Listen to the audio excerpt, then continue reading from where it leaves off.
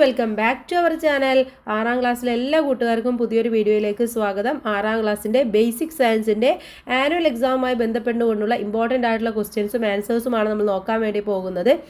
അപ്പോൾ നമുക്കറിയാം പുതിയ ടെക്സ്റ്റ് ബുക്കാണ്, പുതിയ സിലബസ് ആണ്, അതുകൊണ്ട് പഴയ ക്വസ്റ്റ്യൻ പേപ്പറൊന്നും ഇല്ല. അപ്പോൾ കൂട്ടുകാർ ഇത്തരത്തിലുള്ള ക്വസ്റ്റ്യൻസ് ഒക്കെ പോയിട്ട് റെഫർ ചെയ്യുക, നന്നായിട്ട് പഠിക്കുക. ഓക്കെ, ഒന്നാമത്തെ ചോദ്യം നോക്കാം.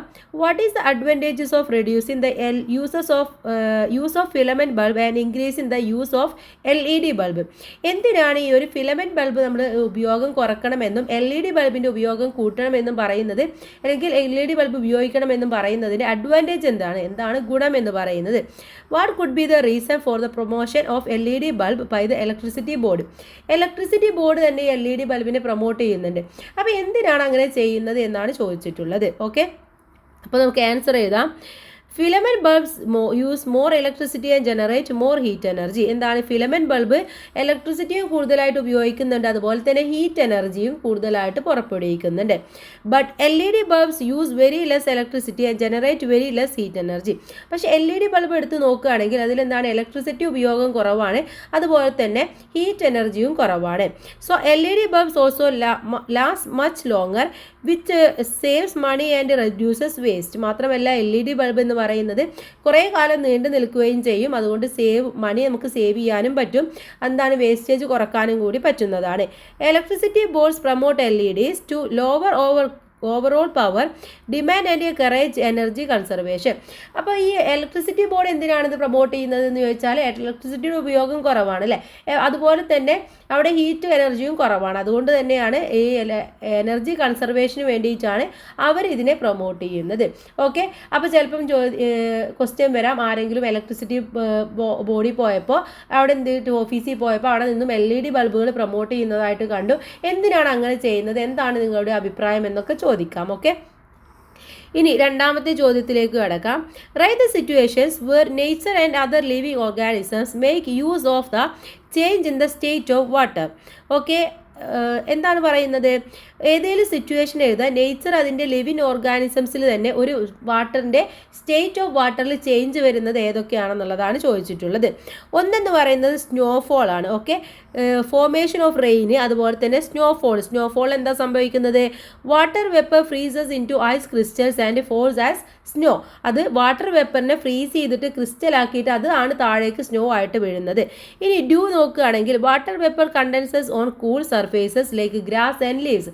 ഗ്രാസിലും ലീവ്സിലൊക്കെ ഒരു കൂൾ സർഫേസ് കൊണ്ടുവരുന്നത് ഈ ഒരു വാട്ടർ വേപ്പർ കണ്ടൻസ് ചെയ്തിട്ടാണ്. ഇനി ഹ്യൂമൻ സ്വെറ്റിംഗ് എന്ന് പറയുന്നത് sweats evaporates from skin and cooling the body. നമ്മുടെ ശരീരത്തെ കൂൾ ചെയ്യാനും അവിടെ ഒരു സ്വീറ്റ് ഇവാപ്പറേഷനുമാണ് നടക്കുന്നത്. അടുത്തത് ഐസ് ആൻഡ് പോളാർ റീജിയൻ ആണ്. ഫ്രീസിങ് വാട്ടർ ഫ്രം ഐസിൽ നിന്നാണ് ആ ഒരു വാട്ടർ ഫ്രീസ് ചെയ്യുന്നത്. ദെൻ അടുത്തത് ഗ്ലേഷ്യേഴ്സ് മെൽറ്റിംഗ് ആണ്. നമുക്കറിയാം ഹിമങ്ങളല്ലേ, ഹിമപാനികളൊക്കെ മെൽറ്റായി എന്നൊക്കെ കേട്ടിട്ടുണ്ട്. Melting ice provides fresh water to rivers and stream. ആ ഒരു ഫ്രഷ് വാട്ടറാണ് റിവേഴ്സിലേക്കും സ്ട്രീമിലേക്കൊക്കെ വരുന്നത്. അടുത്തത് ഫോഗ് ഫോർമേഷൻ ആണ്. Tiny droplets of condensed water float near the ground creating fog. എന്താണ്? ആ ഒരു ഗ്രൗണ്ടിൽ നിന്നിട്ടുള്ള ആ ഒരു വെള്ളം, പൊങ്ങിക്കിടക്കുന്ന വെള്ളം കണ്ടൻസ് ചെയ്തിട്ടാണ് ആ ഒരു വാട്ടർ ഡ്രോപ്പ് കണ്ടൻസ് ആയിട്ടാണ് ഒരു ഫോഗ് ഉണ്ടാവുന്നത്. അതാണ് പിന്നെ ഫോഗായിട്ട് താഴേക്ക് വരുന്നത്. ഓക്കെ, അപ്പോൾ ഇതൊക്കെയാണ് പ്രധാനമായിട്ട് എന്തുണ്ടാവുന്നത്? വാട്ടറിൻ്റെ സ്റ്റേറ്റിൽ ഉണ്ടാകുന്ന ചേഞ്ചസ്, നേച്ചറിൽ നടക്കുന്ന കോമൺ ആയിട്ടുള്ള ഫിനോമിന എന്ന് പറയുന്നത്. അപ്പോൾ ഇതിൽ ഏതെങ്കിലുമൊക്കെ ചോദിക്കാൻ നിങ്ങൾ ഉത്തരം എഴുതാൻ റെഡി ആയിട്ടിരിക്കാം. മൂന്നാമത്തെ ചോദ്യം, when sparkler is light form of energy like sound light and heat are producer. എന്താണ്? ആ ഒരു സ്പാർക്ക് ലൈറ്റ് ഉണ്ടാകുമ്പോഴാണ് അവിടെ എന്തുണ്ടാവുന്നത്? ഹീറ്റ് എനർജി സൗണ്ട് ആയിട്ടും ലൈറ്റ് ആയിട്ടും ഹീറ്റ് ആയിട്ടൊക്കെ പ്രൊഡ്യൂസ് ചെയ്യുന്നത്. You know that sound light and heat are forms of energy. അപ്പോൾ സൗണ്ട് നമുക്ക് കേൾക്കാൻ വേണ്ടി പറ്റും, പക്ഷേ ലൈറ്റും അതുപോലെ തന്നെ ഹീറ്റ് എനർജിയും അവിടെ ഫോം ചെയ്യുന്നുണ്ട്. What is the reason for the energy change when A sparkler is light? അപ്പോൾ ആ ഒരു സ്പാർക്ലർ ലൈറ്റ് അപ്പ് ചെയ്യുമ്പോൾ എന്തുകൊണ്ടാണ് ഇത്രയും എനർജി ഉണ്ടാകുന്നതിൻ്റെ റീസൺ എന്ന് പറയുന്നത് എന്താണ്? ഒരു പടക്കൊക്കെ പൊട്ടുമ്പോൾ നമുക്ക് അറിയാമല്ലേ, ഈ ലൈറ്റ് എനർജിയും ഹീറ്റും അതുപോലെ തന്നെ സൗണ്ടും ഒക്കെ ഉണ്ടാവുന്നുണ്ട്.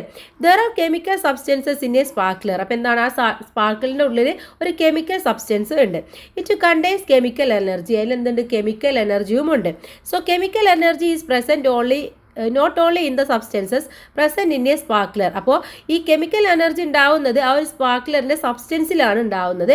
But in all substances where sparkler is light the chemical energy is the sparkler is converted into form of energy like sound and heat and light. അപ്പോൾ ഈ സ്പാർക്ലറിൽ ഉണ്ടാവുന്ന കെമിക്കൽ എനർജി ഇല്ലേ, അതെന്താവും, അതിന് ഹീറ്റ്, അതിന് ചൂടാക്കും അല്ലെങ്കിൽ എന്തെങ്കിലും ഉണ്ടാവുമ്പോഴല്ലേ അത് ലൈറ്റപ്പ് ചെയ്യുന്നത്. അപ്പോൾ അത് ലൈറ്റ് ചെയ്യുന്ന സമയത്ത് അവിടെ സൗണ്ടും ലൈറ്റും ഹീറ്റും അത് പ്രൊഡ്യൂസ് ചെയ്യുകയാണ് ചെയ്യുന്നത്.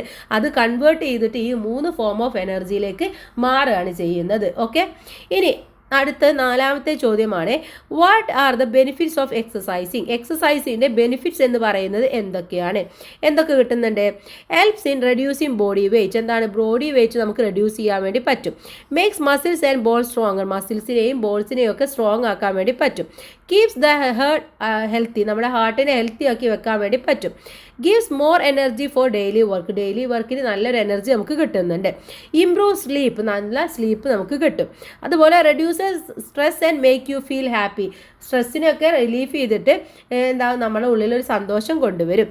Lowers the risk of disease and like diabetes and high blood sugar. High blood sugar, diabetes തുടങ്ങിയ അസുഖങ്ങളൊക്കെ നമുക്ക് റിസ്ക് ഇല്ലാതെ അല്ലെങ്കിൽ അതിൻ്റെയൊക്കെ റിസ്ക് നമുക്ക് കുറക്കാൻ വേണ്ടി പറ്റും. ഓക്കെ, അപ്പോൾ ഇതൊക്കെയാണ് മെയിനായിട്ട് നമുക്ക് ഇതിൽ നിന്നും കിട്ടുന്ന ഗുണങ്ങൾ എന്ന് പറയുന്നത്. 5ാമത്തെ ചോദ്യം നോക്കാം. What are the health issues that faced by person who sleep late at night. രാത്രി ലേറ്റ് ആയിട്ട് ഉറങ്ങുന്ന ആളുകൾക്ക് കിട്ടുന്ന ഹെൽത്ത് ഇഷ്യൂസ് എന്തൊക്കെയാണ്? ഒന്നെന്ന് പറയുന്നത് tiredness and low energy during the day. പകൽ സമയങ്ങളിൽ വളരെ ടയേർഡ് ആയിരിക്കും, വളരെ എനർജി ഇല്ലാത്തൊരവസ്ഥയിലേക്ക് മാറും. Poor concentration and memory problems. Concentration കുറവായിരിക്കും, മെമ്മറി പ്രോബ്ലംസും ഉണ്ടാകുന്നതാണ്. Increased stress, anxiety and mood swings, higher risk of obesity. എന്താണ്, ഇതൊരു പോയിന്റ് ആട്ടോ. അവിടെ സ്ട്രെസ്, ആങ്സൈറ്റി, മൂഡ് സ്വിങ്സ് ഒക്കെ ഉണ്ടാകും. അതുപോലെ തന്നെ ഹൈ റിസ്ക് ഓഫ് ഒബേസിറ്റി, നല്ല പൊണ്ണത്തടിയും ഉണ്ടാകും. Greater chance of diabetic and heart diseases. പ്രമേഹം അതുപോലെ തന്നെ ഹൃദ്രോഗങ്ങളൊക്കെ ഉണ്ടാവാൻ കാരണമാകും. വീക്കൻ ഇമ്മ്യൂൺ സിസ്റ്റം വളരെ വീക്കായിരിക്കും. സ്കിൻ പ്രോബ്ലംസും ഉണ്ടായിരിക്കും. ഓക്കെ, അപ്പോൾ ഇതൊക്കെ ലേറ്റ് ആയിട്ട് ഉറങ്ങുന്നത് കൊണ്ടുള്ള ദോഷങ്ങളാണ്. ചിലപ്പോൾ 1 or 2 എഴുതാനാണ് നിങ്ങളുടെ അടുത്ത് പറയാം. എന്തായാലും നിങ്ങളൊരു 3-4 പഠിച്ചു വെക്കുന്നത് നല്ലതാണ്. അടുത്ത 6ാമത്തെ ചോദ്യമാണ്, unhealthy life style leads to diseases. Is it right? Explain. നമ്മൾ അൺഹെൽത്തി ആയിട്ടുള്ള ലൈഫ് സ്റ്റൈലാണ് ഒരുപാട് അസുഖങ്ങൾക്ക് കാരണമാകുന്നത്. ശരിയാണോ എന്നാണ് ചോദിക്കുന്നത്. ശരിയാണല്ലേ, നമ്മൾ എന്ത് എഴുതി കൊടുക്കാം? യെസ്, ഇറ്റ് ഈസ് റൈറ്റ് അല്ലേ, ശരിയാണ്. Unhealthy life style leads to disease. എന്താണ്, അൺഹെൽത്തി ലൈഫ് സ്റ്റൈൽ നമ്മൾ ഒരുപാട് അസുഖങ്ങളിലേക്ക് നയിക്കും. Eating too much junk food can make us sick. ഒരുപാട് ജങ്ക് ഫുഡൊക്കെ കഴിച്ചു കഴിഞ്ഞാൽ ഒരുപാട് സിക്കും കാര്യങ്ങളൊക്കെ ഉണ്ടാവും. Not playing or exercising makes our body weak. നമ്മൾ എക്സസൈസും കാര്യങ്ങളൊന്നും ചെയ്തില്ല എന്നുണ്ടെങ്കിൽ നമ്മുടെ ബോഡി എന്തായിരിക്കും, ഭയങ്കര വീക്കായിരിക്കും. Sleeping very light or too little makes us tired.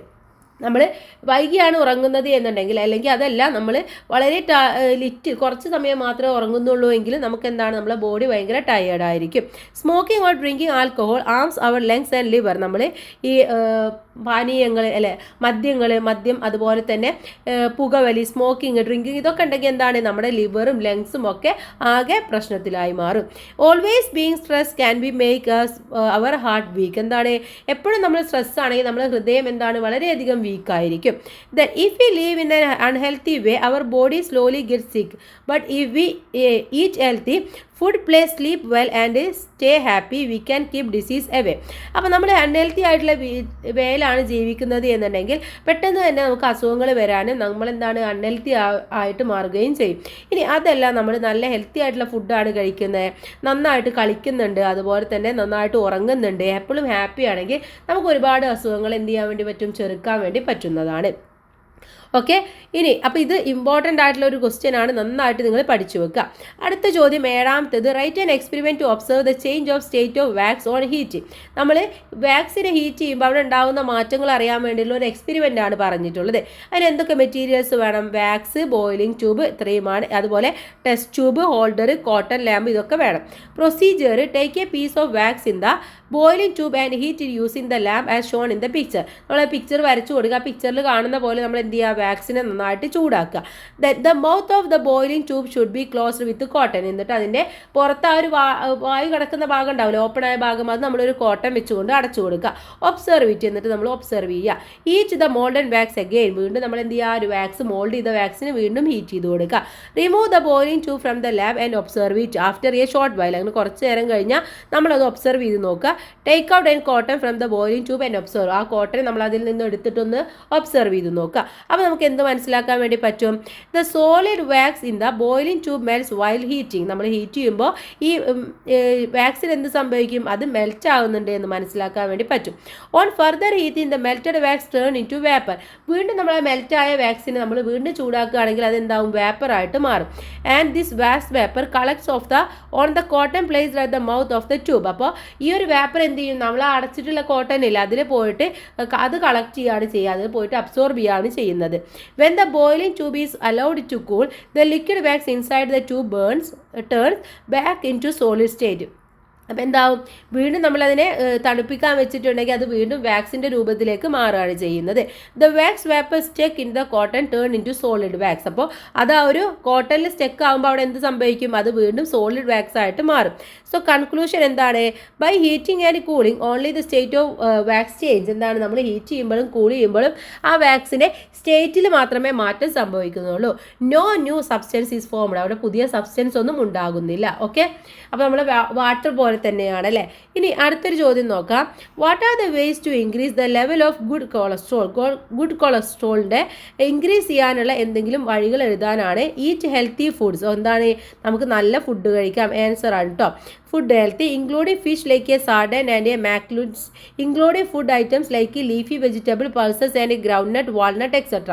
അത് നമ്മൾ എന്ത് ചെയ്യുക, നല്ല ഫിഷ് ആയിട്ടുള്ള ഈ മത്തി, അയില അതുപോലെയുള്ള ഫിഷുകളൊക്കെ നന്നായിട്ട് കഴിക്കുക. വെജിറ്റബിൾസ്, ലീഫി വെജിറ്റബിൾസ്, അതുപോലെ തന്നെ പൾസസ് എന്ന് പറഞ്ഞാൽ പയറുവർഗ്ഗങ്ങൾ, ഗ്രൗണ്ട് നട്ട്, വാൾനട്ട് ഇതൊക്കെ നന്നായിട്ട് കഴിക്കുക. Eat fruits and vegetables. എന്താണ്, ഫ്രൂട്ട്സും വെജിറ്റബിൾസും നന്നായിട്ട് കഴിക്കുക. Avoid junk food, exercise regularly, maintain A healthy wait, avoid alcohol, quit smoking. ഇതൊക്കെ നോക്കിക്കഴിഞ്ഞാൽ നമുക്ക് എന്ത് ചെയ്യാൻ പറ്റും, ഗുഡ് കൊളസ്ട്രോളിൻ്റെ ലെവൽ ഇൻക്രീസ് ചെയ്യാൻ വേണ്ടി പറ്റുന്നതാണ്. 9ാമത്തെ ചോദ്യം, what is life style disease. എന്താണ് ലൈഫ് സ്റ്റൈൽ ഡിസീസ് എന്ന് പറഞ്ഞാൽ എന്നാണ് ചോദിച്ചിട്ടുള്ളത്. Life style disease are caused by unhealthy life style. നമ്മൾ അൺഹെൽത്തി ലൈഫ് സ്റ്റൈൽ ഉണ്ടാകുമ്പോഴാണ് നമുക്ക് എന്തുണ്ടാകുന്നത്, ലൈഫ് സ്റ്റൈൽ ഡിസീസ് ഉണ്ടാകുന്നത്. This is mainly due to unhealthy food habits. ഇതിൻ്റെ കാരണം എന്ന് പറയുന്നത് അൺഹെൽത്തി ആയിട്ടുള്ള ഫുഡ് ഹാബിറ്റ്സ് കഴിക്കുന്നത് കൊണ്ടാണ്. ലാക്ക് ഓഫ് എക്സസൈസ്, അതുപോലെ തന്നെ എക്സസൈസ് കറക്റ്റായിട്ട് ചെയ്യാത്തതുകൊണ്ട്, ഇൻഅഡ്യൂക്കേറ്റ് സ്ലീപ്പ്, നന്നായിട്ട് സ്ലീപ്പ് ചെയ്യാത്തത് കൊണ്ട്, സ്മോക്കിംഗ്, ആൽക്കഹോളിസം, സ്ട്രെസ് എക്സെട്ര. ഇതൊക്കെയാണ് കാരണങ്ങൾ. ഇനി ഏതൊക്കെയാണ് എക്സാമ്പിൾ ആയിട്ട് ലൈഫ് സ്റ്റൈൽ ഡിസീസ് പറയുന്നത്? Cancer, heart diseases, liver cirrhosis, obesity, type 2 diabetes, depression, hypertension. ഇതൊക്കെയാണ് പ്രധാനമായിട്ടുള്ള ലൈഫ് സ്റ്റൈൽ ഡിസീസ് എന്ന് പറയുന്നത്. അപ്പോൾ ഇതിനൊക്കെ പ്രിവെൻറ്റ് ചെയ്യാൻ എന്ത് ചെയ്താൽ മതി, നമ്മൾ ഈ ഒരു ചെയ്യുന്ന ഹാബിറ്റ്സ് ഒക്കെ ഇല്ലാതാക്കിയാൽ മതി.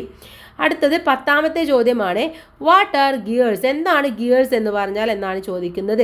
Gears are inevitable parts of for the function of vehicles and machinery. ഒരു മെഷീനറിയോ ഒരു വെഹിക്കിളോ നല്ല രീതിയിൽ ഫംഗ്ഷൻ ചെയ്യണമെങ്കിൽ അതിന് എന്ത് വേണം, ഗിയർ വേണം. ഇനി A gear system wheels of different size are usually used. അപ്പോൾ ഡിഫറെൻ്റ് ആയിട്ടുള്ള സൈസിൽ നമ്മൾ ഗിയർ ഉപയോഗിക്കാറുണ്ട്. These system are used for increasing and decreasing speed. ഇതെന്താണ്, അതിൻ്റെ സ്പീഡും ഡിക്രീസ് ചെയ്യാനും ഇൻക്രീസ് ചെയ്യാനൊക്കെ ഈ ഒരു സിസ്റ്റമാണ് ഇതിനെ ഹെൽപ്പ് ചെയ്യുന്നത്. ഓക്കെ, അപ്പോൾ ഇതൊക്കെയാണ് പ്രധാനമായിട്ടുള്ള ക്വസ്റ്റ്യൻസ് എന്ന് പറയുന്നത്. ഇതിൽ നിന്നൊക്കെ എന്തായാലും 1-2 ചോദ്യങ്ങൾ വരാം. നന്നായിട്ട് കൂട്ടുകാർ പഠിക്കുക. എല്ലാ ചാപ്റ്റേഴ്സും നമ്മൾ അപ്ലോഡ് ചെയ്തിട്ടുണ്ട്. അതൊക്കെ കൂട്ടുകാർ പോയിട്ട് കാണാം. എല്ലാവർക്കും നല്ല മാർക്ക് സ്കോർ ചെയ്യാൻ വേണ്ടി കഴിയട്ടെ. All the best. Thank you.